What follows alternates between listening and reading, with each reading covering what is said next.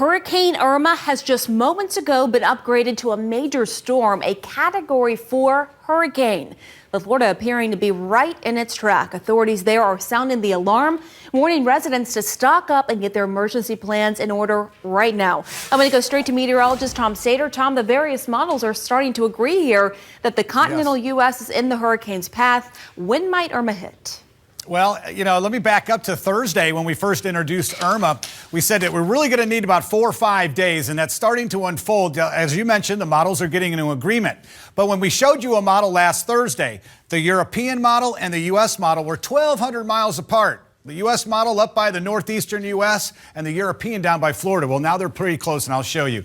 This system right now is just as strong as Harvey was when it made landfall and devastated Rockport, Texas. The winds are the same at 130, and it's moving right over the northern islands of the Lesser Antilles. That's St. Kitts and Nevis. That's Antigua, Barbuda, Anguilla. In fact, might move right over that. Then it's the U.S. British Virgin Islands that have a watch. That'll go to a warning, as well as Puerto Rico.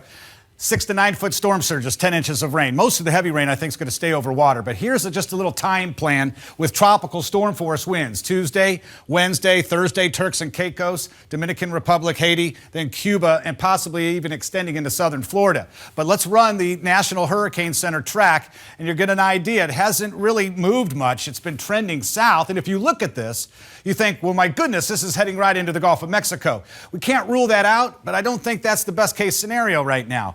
We have still a window open, although it's closing.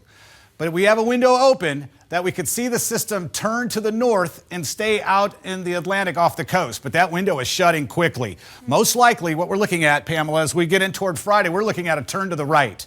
We don't know when that will happen, so we can't give you exact location of a landfall or the timing just yet. But let me show you the European now with the U.S. model. And as we put these in comparison now, first of all, they're on top of each other. So we start out at the same location. You want to see agreement.